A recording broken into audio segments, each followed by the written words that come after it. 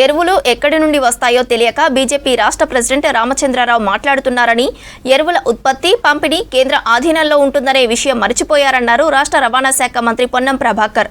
Congress సర్కార్పై BJP president వ్యాఖ్యలను వెనక్కి తీసుకోవాలని డిమాండ్ చేశారు.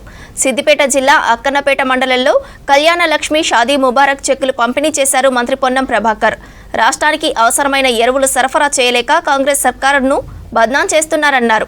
రైతులకు అవసరమయ్యే ఎరువులను సరఫరా చేయాలని డిమాండ్ చేస్తున్నామన్నారు పొన్నం.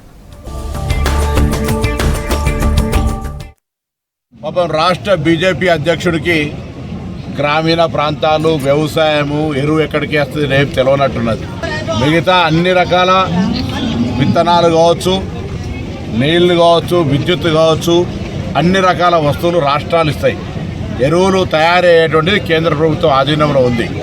ఈ రాష్ట్రానికి సరైన విధంగా ఎరువులు సరఫరా చేయమని అడిగితే సరఫరా చేయలేక కాంగ్రెస్ ప్రభుత్వాన్ని బదనాం చేసే ప్రయత్నం చేస్తూ ఉన్నాడు. మీరు సఫిషియెంట్ ఎరువులు ఇస్తేనట కాంగ్రెస్ పార్టీ వాటిని ఇస్తలేదని చెప్తున్నాడు. దేశంలో 29 రాష్ట్రాల్లో తెలంగాణ పట్ల బీజేపీ ఎంత వివక్షపూరితంగా చూపెడుతుంది.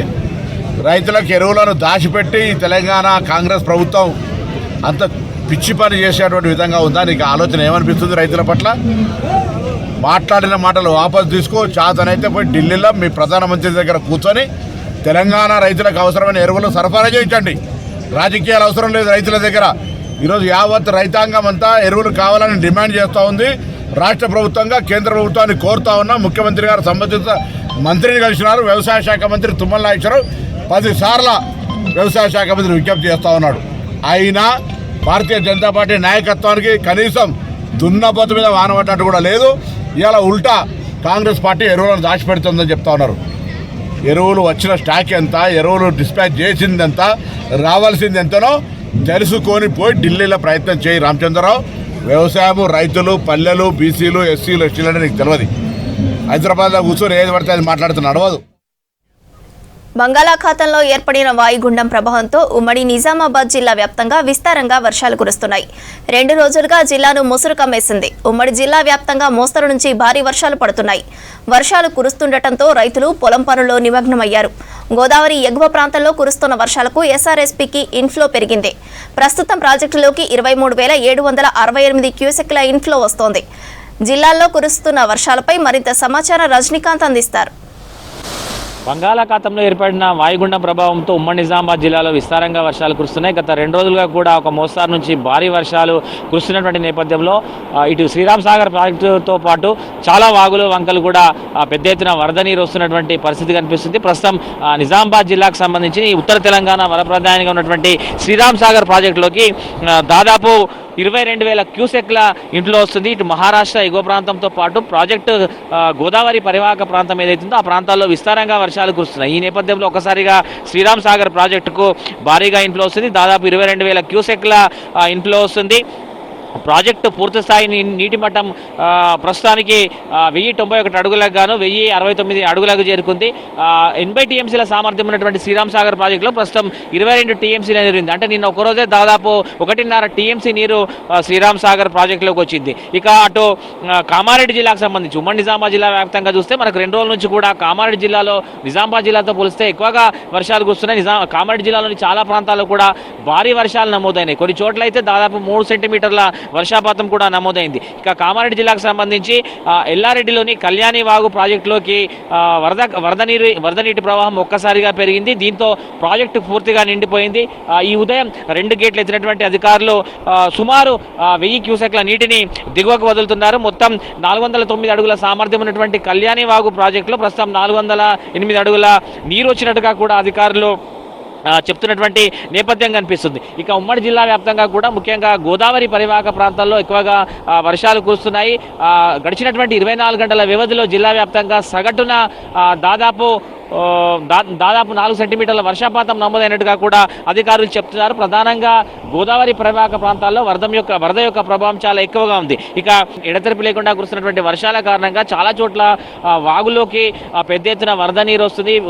చాలా వాగులు కూడా ఉధృతంగా ప్రవహిస్తున్నాయి. కొన్ని చోట్ల చెరువులు కూడా పూర్తిగా నిండి అలుగులు పారుతున్నటువంటి నేపథ్యం మనకు కనిపిస్తుంది. ఇక నిజామాబాద్ జిల్లాకు సంబంధించి సిర్నాపల్లి రూరల్ కాన్స్టిట్యున్సీ పరిధిలో ఉన్నటువంటి సిర్నాపల్లి జానకీబాయి చెరువు అలుగు ఏదైతుంది ఉంది, ఇది పెద్ద మొత్తంలో అలుగుబారుతుంది. ఈ నేపథ్యంలో ఒక్కసారిగా ఈ వాటర్ ఫాల్ సంబంధించినటువంటి అందాలు ఏవైతే ఉన్నాయో అవి కూడా చూపర్లను కనువిందు చేస్తున్నాయి. వర్షంలోనూ ఆ జానకిబాయి సిర్నాపల్లి చెరువు జలపాతాన్ని చూసేందుకు పెద్ద సంఖ్యలో అక్కడికి పర్యాటకులు వస్తున్నారు. ఈ క్రమంలో నిన్న సాయంకాలం నిజామాబాద్ నగరానికి చెందినటువంటి 3 యువకులు సిర్నాపల్లి జలపాతాన్ని చూసేందుకు వెళ్ళారు. ఈ క్రమంలో ఒక యువకుడు ఆ వరద నీటిలో ఆడుతూ కొట్టుకుపోయినటువంటి నేపథ్యంలో నిన్న రాత్రి ఎస్డీఆర్ఎఫ్ బృందాలు అట్లాగే ఫైర్ బృందాలు ఆ నీటిలో తాళ సహాయంతో ఆ యువకుని కాపాడినటువంటి ఘటన కూడా చోటు చేసుకుంది. ఇక ప్రస్తుతానికైతే సిర్నాపల్లి జలపాతం అయితే పెద్ద ఎత్తున అలుగుబారుతుంది. దీంతో ఆ జలపాతాన్ని చూసేందుకు పెద్ద సంఖ్యలో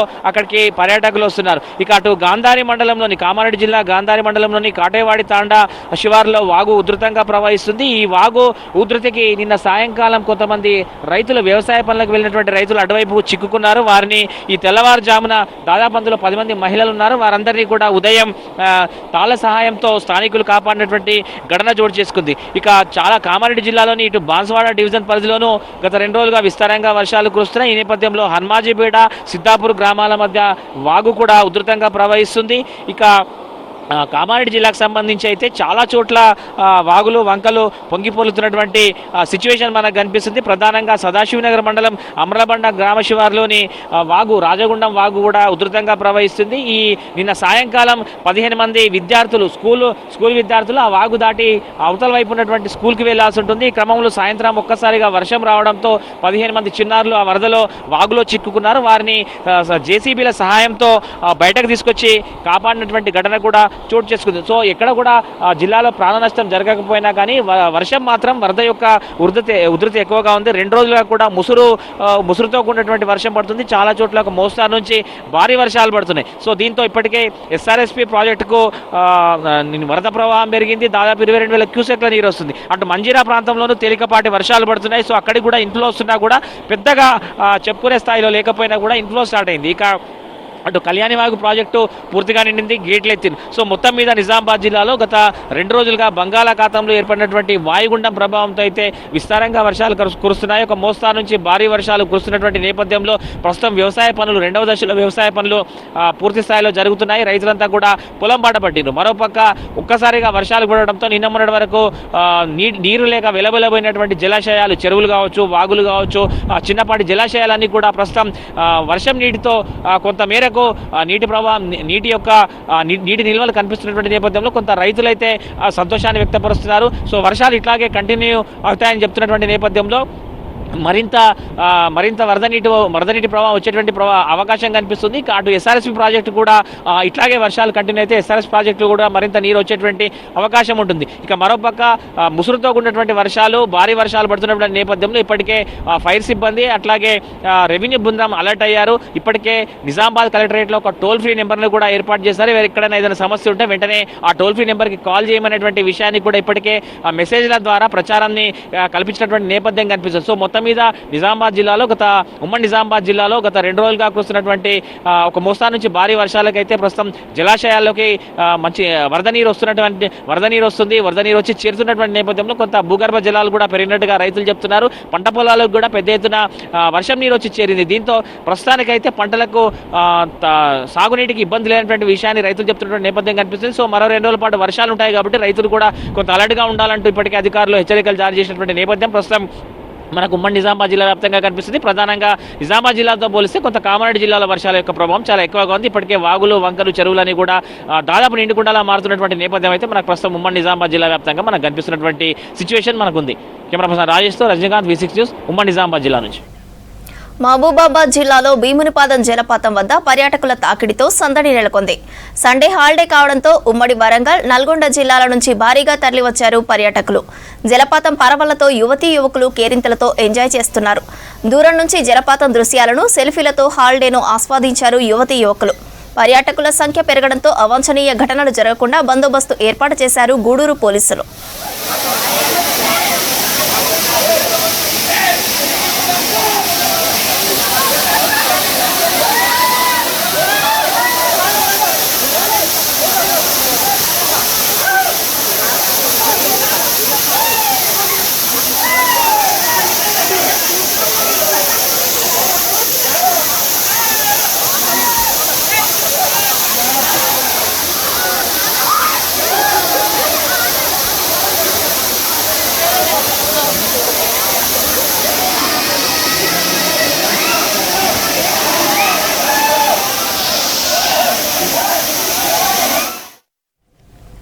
చుట్టూ పచ్చటి ప్రకృతి ఆకట్టుకునే అడవి అందాల మధ్యలో ఖమ్మం జిల్లాలో ఓ జలపాతం కనువిందు చేస్తోంది. స్థానికులు సిరిగుండంగా పిలుచుకునే ఈ జలపాతం వేల ఎకరాలకు సాగునీరు అందిస్తోంది. అడవిలో ఊటగా పుట్టి జలపాతంగా మారిన పులిగుండాన్ని పర్యాటక ప్రాంతంగా తీర్చిదిద్దాలని డిమాండ్ చేస్తున్నారు స్థానికులు.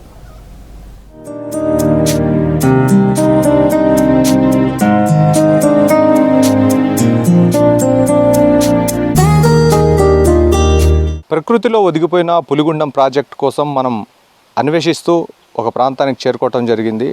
అసలు ఆ పులిగుండం జలపాతం అనేది ఎక్కడ ఉంది, దాన్ని పర్యాటక శాఖ ఎందుకు నిర్లక్ష్యం చేసింది, స్థానికంగా ఉన్న ప్రజానికం ఏం చెప్తా ఉన్నారు, ఆ పులిగుండం జలపాతానికి నీరు ఎక్కడి నుంచి వస్తూ ఉంది, దానికి ఉన్న చరిత్ర ఏంటి, మనం తెలుసుకునే ప్రయత్నం చేద్దాం.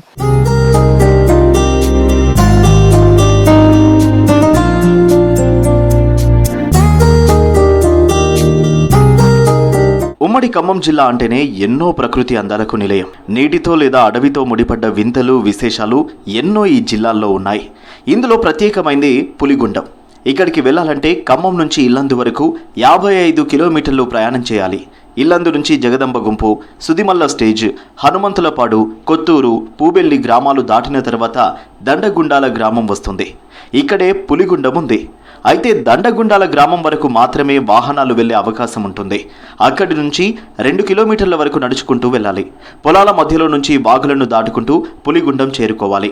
అయితే అక్కడికి చేరుకునే వరకు ఎన్నో ప్రకృతి అందాలు ఆస్వాదించవచ్చు.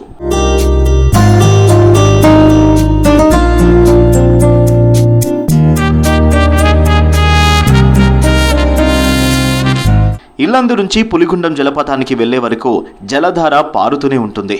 ఇసుకతో కలిసి ప్రవహిస్తున్న నీరు కావడంతో చెప్పులు షూస్తో నడిస్తే దిగబడే అవకాశం ఉంది.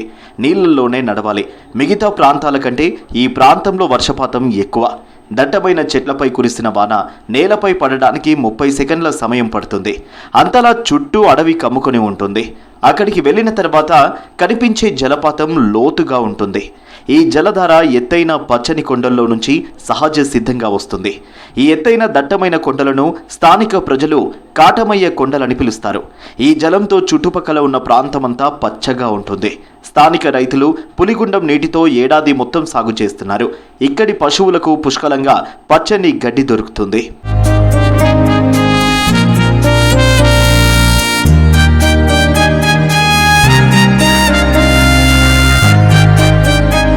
ఇల్లందు మండల దండాలగూడెం దగ్గర సహజ సిద్ధంగా ఉన్న పులిగుండం ఎప్పుడు ఏర్పడిందో ఎవరికీ తెలియదు. ఈ గ్రామంలోని ఏ వృద్ధుణ్ణి అడిగినా తాతల కాలం నుంచి ఉందని చెబుతారు. దండగుండాల గ్రామ సరిహద్దు ప్రాంతంలో ప్రారంభమైన ఈ జలపాతం టేకులపల్లి మండలంలోని రోళ్లపాడు వరకు ప్రవహిస్తుంది. రోళ్లపాడులో 1000 ఎకరాలు ఈ జలపాతం నుంచే సాగవుతున్నాయి. రోళ్లపాడు దగ్గర సీతారామ ప్రాజెక్టు ప్రవాహానికి ఈ సిరిగుండం నీరు జతవుతున్నాయి. ఇదే నీరు ప్రత్యక్షంగా పరోక్షంగా అనేక మందికి జీవనాధారమయ్యింది.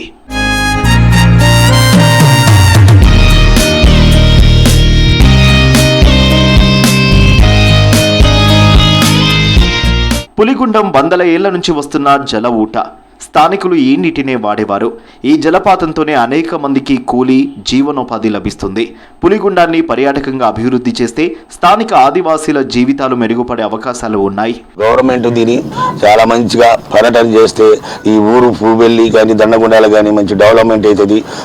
ప్రజలంతా మంచి సహకరిగా మంచిగా సానుభూతిగా ఈ కూరగాయలు బుడగాయలు వేసుకొని అన్నిటినీ సహకరించుకొని పండించగలుగుతారు. గవర్నమెంట్ ఇప్పటికైనా సరే దీన్ని దృష్టికి పెట్టుకొని పూబెల్లి గ్రామస్తులను కంపల్సరీ కలెక్టర్ దృష్టికి వచ్చింది కాబట్టి దీన్ని కంపల్సరీ దీన్ని పర్యటన చేయాలని కోరుకుంటున్నాం. పులిగుండానికి వచ్చే పర్యాటకులు మద్యం బాటిళ్లను పగలగొట్టడంతో పశువులు అడవి జంతువులు గాయపడుతున్నాయంటున్నారు స్థానికులు. ప్రభుత్వం తరపున ఎలాంటి పర్యవేక్షణ లేకపోవడంతో కొంతమంది పర్యాటకులు గుండంలో పడి చనిపోయారని చెబుతున్నారు. ప్రభుత్వం సిరిగుండంపై దృష్టి పెడితే ఇక్కడ అద్భుతమైన వాటర్ స్పాట్ను పర్యాటకులకు అందించే అవకాశం ఉందన్నారు స్థానికులు.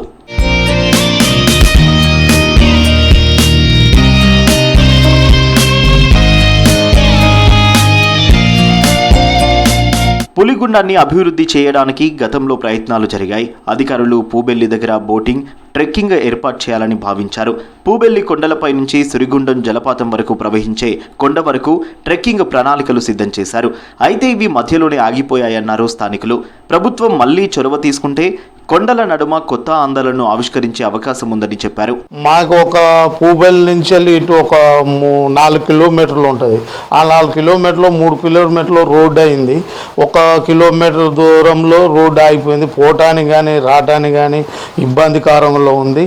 చాలా దీని ప్రభుత్వం గుర్తించి మాకు ఒక అవగాహన చేస్తే మా ఊరికి కానీ ఆ టూరిజంలకు కానీ చాలా అవకాశాలు ఇబ్బందులు లేకుండా చాలా మంచిగా ఉంటుందని కోరుకుంటాను. ప్రభుత్వాలు చొరవ చూపకపోవడంతో కళ్లను కట్టిపడేసే పులిగుండం అందాలకు ఆదరణ లేకుండా పోతుందంటున్నారు స్థానికులు.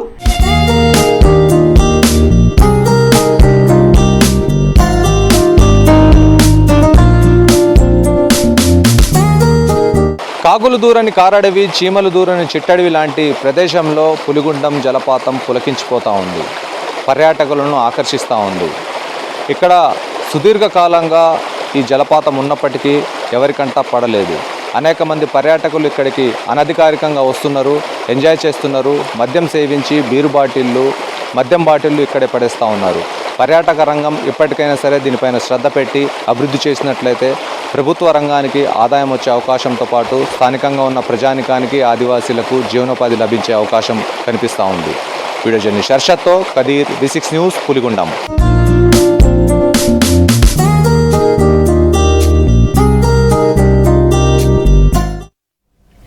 నిజామాబాద్ జిల్లా ఇందల్వాయి మండలంలో 3 రోజులుగా వర్షాలు కురుస్తున్నాయి. రాత్రి కురిసిన వర్షాలకు సిన్నపల్లిలోని జానకీబాయి చెరువు అలుగుపారుతోంది. ఇందూరు నయాగార జలపాతంగా పేరొందిన శీలం జానకీబాయి చెరువు మత్తడి పోస్తోంది. ఎగువ ప్రాంతంలో విస్తారంగా వర్షాలు కురుస్తుండటంతో అటవీ ప్రాంతంలో ఉన్న జానకీబాయి చెరువు పూర్తి స్థాయిలో నిండి అలుగు పొంగి పొర్లుతోంది. జలపాతాన్ని తలపించేలా 40 అడుగుల ఎత్తు నుంచి నీరు పడుతుండటంతో ప్రకృతి ప్రేమికులను ఆకర్షిస్తోంది. అలుగు పారుతున్న చోట నీటిలో ఎంజాయ్ చేస్తూ సెల్ఫీలు దిగుతూ ప్రకృతిని ఆస్వాదిస్తున్నారు సందర్శకులు.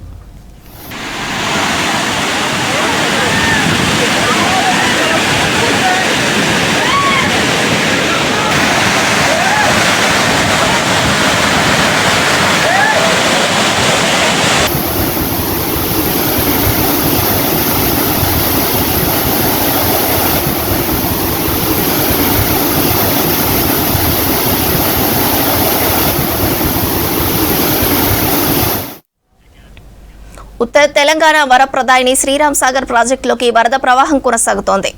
4 రోజులుగా కురుస్తున్న వర్షాలకు ప్రాజెక్టులోకి 50,503 క్యూసెక్ల వరద నీరు చేరుతోంది.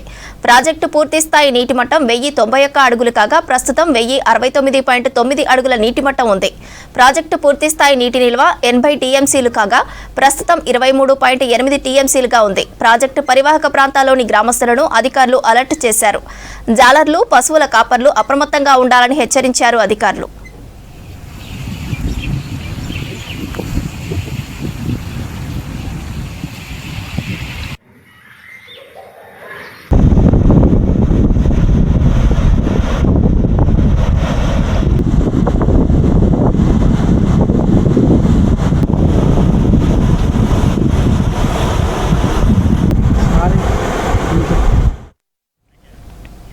కామారెడ్డి జిల్లా ఎల్లారెడ్డి మండల శివార్లోని నిజాం సాగర్ ప్రాజెక్టు ఎగువన ఉన్న కళ్యాణి ప్రాజెక్టులోకి వరద నీరు వచ్చి చేరుతోంది. నిన్న 640 క్యూసెక్ల వరద నీరు ప్రాజెక్టుకు వచ్చి చేరింది. కళ్యాణి ప్రాజెక్టు పూర్తిస్థాయి నీటిమట్ట 409 మీటర్లుండగా ప్రస్తుతం 408 మీటర్లకు చేరుకుంది. ప్రాజెక్టు 2 గేట్లను ఎత్తి 640 క్యూసెక్ల నీటిని అవుట్ఫ్లో కింద నిజాం సాగర్లోకి విడుదల చేస్తున్నారు అధికారులు. భారీ వర్షాలకు వాగులు, వంకలు వ్యర్థ నీటితో ప్రవహిస్తున్నందున ప్రజలు, రైతులు అప్రమత్తంగా ఉండాలని నీటిపారుదల శాఖ ఈఈ సోలోమన్ కోరారు.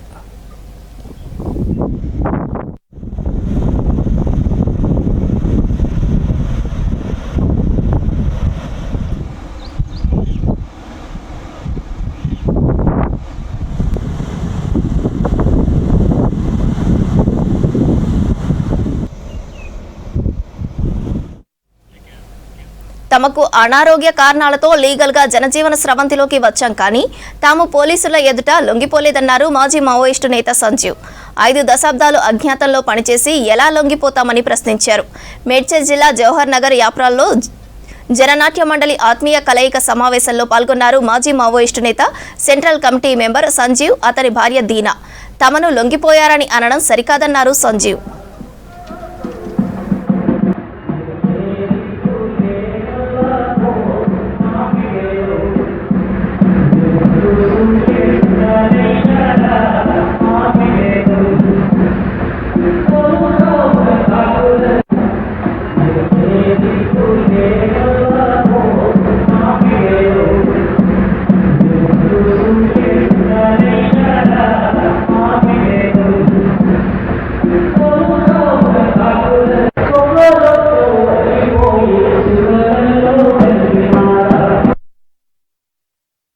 ప్రజలకు ప్రభుత్వానికి కూడా మెయిన్గా మేము అనారోగ్యంతో బయటకు వచ్చాము.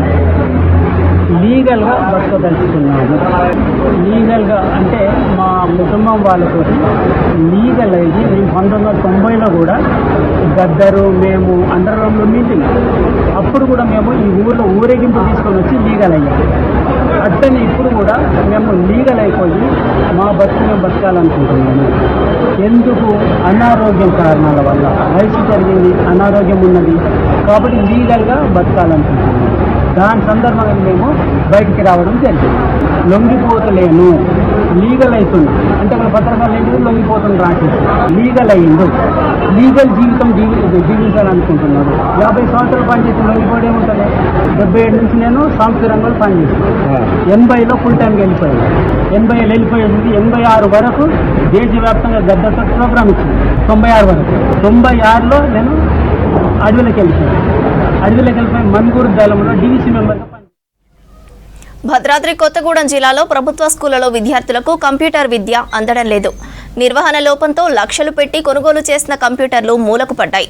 రిపేర్లకు నిధులు లేకపోవడంతో, ఫర్నిచర్ వంటి వస్తువులు లేకపోవడంతో విద్యార్థులకు కంప్యూటర్ నేర్పించాలని, డిజిటల్ బోధన అందించాలన్న ప్రభుత్వ సంకల్పం నెరవేరడం లేదు.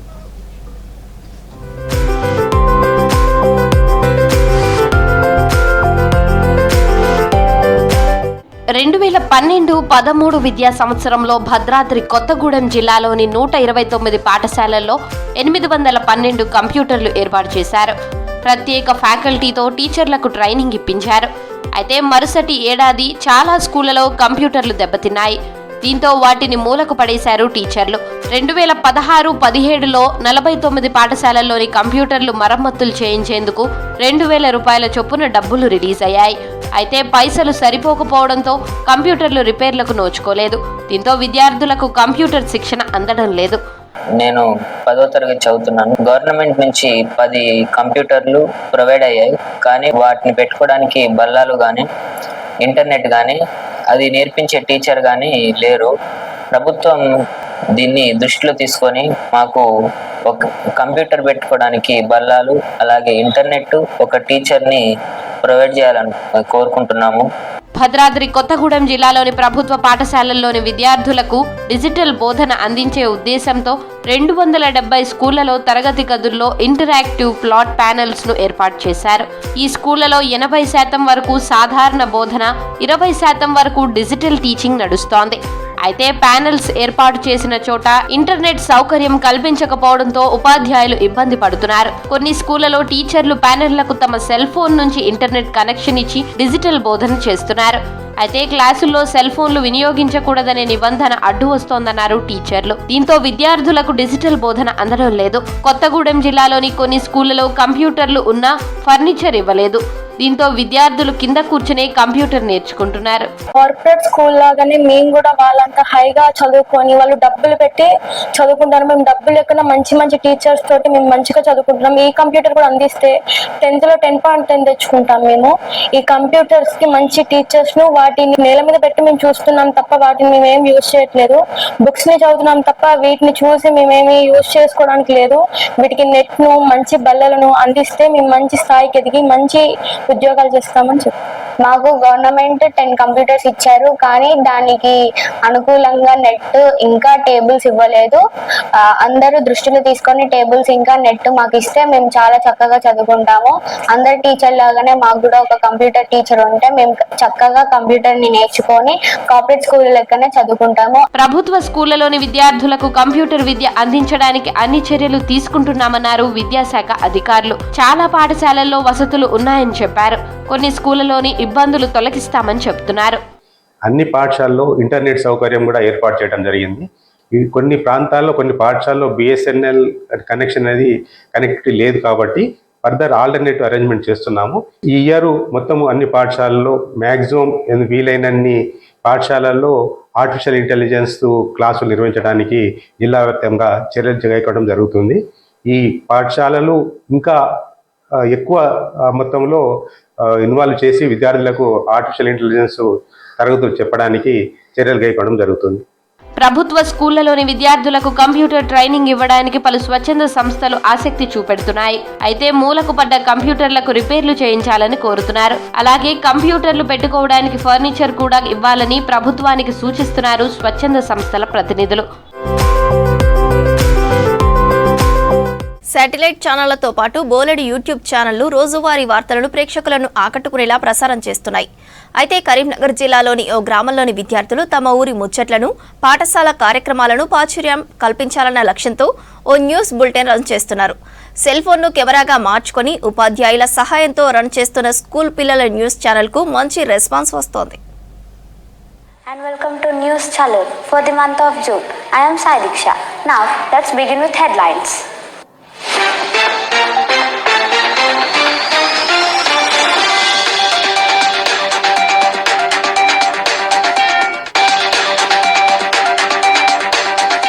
కరీంనగర్ జిల్లా వీనవంక మండలం చెల్పూరు జిల్లా పరిషత్ ఉన్నత పాఠశాలలో చదువుకునే విద్యార్థులే రిపోర్టర్లుగా, కెమెరామెన్గా, వీడియో ఎడిటర్లుగా మారి ఓ న్యూస్ బులెటిన్ రన్ చేస్తున్నారు.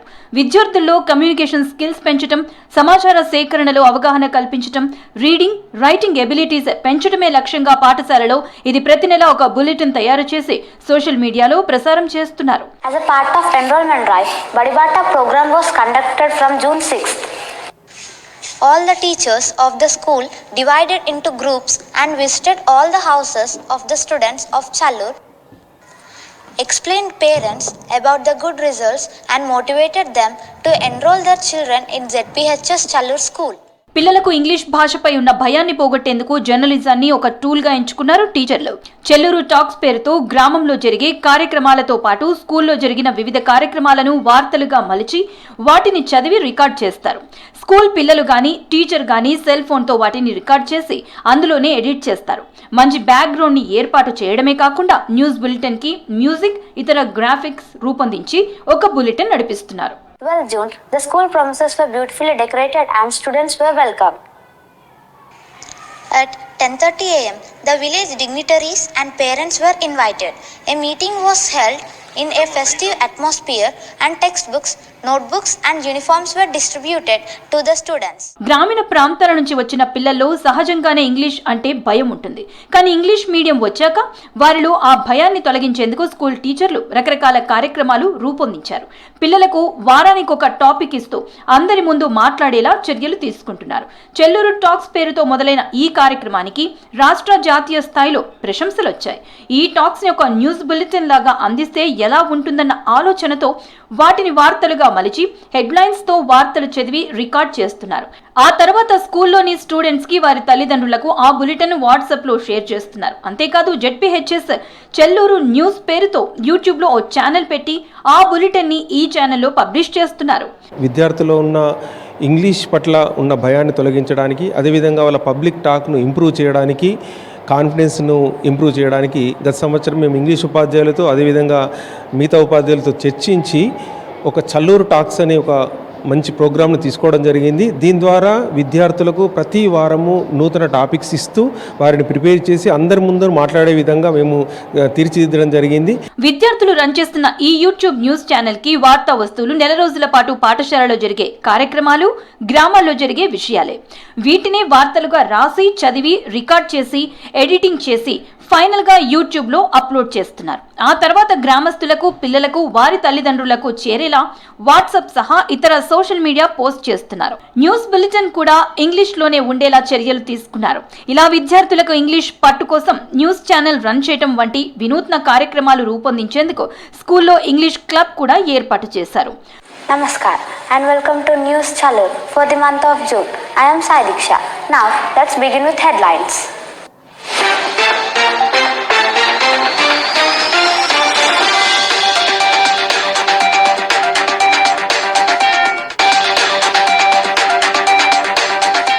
జాయ్ఫుల్ లెర్నింగ్ ద్వారా స్పీచ్, డిబేట్ వంటి ప్రక్రియల ద్వారా పిల్లల్లో ఇంగ్లీష్ పట్ల భయం పోగొట్టే చర్యలు చేపట్టామన్నారు ఇంగ్లీష్ టీచర్ ఉమారెడ్డి. ఇప్పటికే అందరి ముందు మాట్లాడడంపై పిల్లల్లో భయం పోగొట్టామని, ఇప్పుడు వారికి విషయ సేకరణ వంటి అలవడేందుకు తాము రన్ చేస్తున్న న్యూస్ బులెటిన్ ఉపయోగపడుతుందన్నారు. తాము చేపట్టిన కార్యక్రమాలతో విద్యార్థుల్లో కమ్యూనికేషన్ స్కిల్స్ పెరిగాయని చెప్పారు. మొబైల్ ఫోన్, మైక్రోఫోన్ ఉపయోగించి న్యూస్ రికార్డ్ చేయడంతో పాటు వార్తలు చదివేటప్పుడు గ్రీన్ స్క్రీన్ ఉపయోగిస్తున్నామంటున్నారు విద్యార్థులు. ఈ చల్లూరు టాక్స్లో ఏంటంటే పిల్లలకు ఇంగ్లీష్ భాష పట్ల వాళ్ళు జాయ్ఫుల్ లెర్నింగ్ అంటే ఆడుతూ పాడుతూ విద్యను నేర్చుకోవాలనే ఉద్దేశంతో దాంట్లో ఉన్నటువంటి వివిధ కార్యక్రమాలను తీసుకొని స్పీచ్ కావచ్చు, డిబేట్ కావచ్చు, కన్వర్జేషన్ కావచ్చు, ఎస్ఏ రైటింగ్ కావచ్చు, ఏదైనా అందరి ముందు కూర్చోబెట్టి అది ప్రదర్శన ఇప్పించే వాళ్ళం. చల్లూరు ఉన్నత పాఠశాలలో చల్లూరు న్యూస్ అనే వినూత్న కార్యక్రమాన్ని మేము గత సంవత్సరం నుంచి కొనసాగిస్తున్నాము. ఇందులో ప్రతి నెలలో జరిగే కార్యక్రమాల వివరాలను సేకరించి వాటిని ఒక న్యూస్ రిపోర్ట్ లాగా తయారు చేస్తాము. దీంట్లో పాల్గొనడం వల్ల మాకు self confidence skills, communication skills చాలా వరకు ఇంప్రూవ్ అవుతాయి. Reading the news and our HM sir encouraged me and support me. I got the confidence of reading news and I got a fluency in English. Now I am very confident to read like this in front of others. We are taking the headlines from our schools and the total information gathering and making the video and uploading to and green shade for background. జిల్లా collector Pamela Satpathy కూడా ఇటీవల school ని సందర్శించి పాఠశాలలో చేపట్టిన కార్యక్రమాలు చూసి అభినందించారు. విభిన్న రంగాల్లో విద్యార్థులను తీర్చిదిద్దుతున్న చెల్లూరు జిల్లా పరిషత్ ఉన్నత పాఠశాల ఆదర్శనీయమన్నారు. ఇంగ్లీష్ లాంగ్వేజ్ పై పట్టు సాధించేందుకు ఇంగ్లీష్ క్లబ్ ను జిల్లా వ్యాప్తంగా అమలు చేస్తామని కలెక్టర్ ప్రకటించారు. చెల్లూరు జిల్లా పరిషత్ పాఠశాల విద్యార్థులు కొత్తగా ఆలోచించి తయారు చేస్తున్న వార్తా బులెటిన్ తో పాటు ఇంగ్లీష్ భాషపై పట్టు కోసం చేపట్టిన కార్యక్రమాలను కలెక్టర్ తో పాటు స్థానికులు అభినందిస్తున్నారు. As a part of enrollment drive, Badibata program was conducted from June 6th. All the teachers of the school divided into groups and visited all the houses of the Telangana ఉన్నంతకాలం BRS ఉంటుందన్నారు ఆ party working president KTR. ఎవరితోనూ కలిసే ప్రసక్తే లేదన్నారు. కేసీఆర్ మరోసారి CM అయ్యాక కష్టాలన్నీ పోతాయన్నారు. ప్రజలు పాలిచ్చే బర్రెను పక్కన పెట్టి తన్నే దున్నపోతును తెచ్చుకున్నారని విమర్శించారు. రాష్ట్రంలో అన్ని ఉన్నా పథకాలు అమలు కావడం లేదన్నారు. స్థానిక సంస్థల ఎన్నికల్లో బీఆర్ఎస్ ను గెలిపించి కాంగ్రెస్ కు బుద్ధి చెప్పాలన్నారు కేటీఆర్. వరంగల్ జిల్లా పరకాలలో పర్యటించారు కేటీఆర్. స్థానిక సంస్థల ఎన్నికల్లో మన నాయకులందరూ ఇంటింటికి వస్తారు, గ్రామానికి వస్తారు. వాళ్ళని ఆదరించండి, కడుపులో పెట్టుకోండి. వచ్చింది వాళ్ళు కాదు, కేసీఆర్ మీ ఇంటికి వచ్చింది అనుకోవాలి, కేసీఆర్ మీ దగ్గరకు వచ్చింది అనుకోవాలి. మరి ఏ గులాబీ కండువా కప్పుకున్న అన్న వచ్చినా, తమ్ముడు వచ్చినా మా ఇంటికి మా కేసీఆర్ వచ్చింది అనుకొని కడుపులో పెట్టుకొని వాళ్ళని కడుపు నిండా ఆశీర్వదించి పంపండి. కేసీఆర్ ఉన్నప్పుడు జనవరి నెల, ఫిబ్రవరి నెలనే దేశంలో ఎవడు అడగనప్పుడు ఎరువులన్నీ కొనిపెట్టి తెచ్చి బఫర్ స్టాక్ పెట్టి మీకు టైంకి అందిస్తుండే. అందుకే కేసీఆర్ ఉన్నప్పుడు చెప్పుల వరుసలు లేవు. కేసీఆర్ ఉన్నప్పుడు ఆధార్ కార్డులు పట్టుకొని యూరియా దుకాణం ముంగట నిలిచిన దుస్థితి లేకుండే. ఇలా ఏంది పరిస్థితి? దగ్గర 100-150 మంది లైన్లో నిలబడ్డారు. సింకులు పడుతుంటే లైన్లో వణుక్కుంటా నిలబడ్డారు. ఇంకోదికి ఇప్పుడే అది ఇక్కడ సంగెం మండలమా, సంగెం నల్లబెల్లిలో ఎంత అన్యాయం అది. భర్త లేడు ఇంట్లో, కొడుకు లేడు, వాళ్ళ పేరు మీద ఆధార్ కార్డు పెట్టి 2 అదనపు బస్తాలు తెచ్చుకుంటే అది జైల్లో పెట్టేంత పాపమా? మీరు స్థానిక సంస్థల ఎన్నికల్లో మీరు సరిగ్గా తీర్పునిస్తే మళ్ళా గులాబీ జెండా ఎగురితే తెల్లారి నుంచి ఇలా నాటకాలు ఆడుతున్న పోలీస్ అధికారులు తెల్లారి నుంచి మరి ప్రభుత్వం కూడా వెంటనే దిగొస్తుంది. పథకాలు అమలు చేయకపోతే ఈ బలుగుతుందని అర్థమైతే ప్రభుత్వం కూడా వెంటనే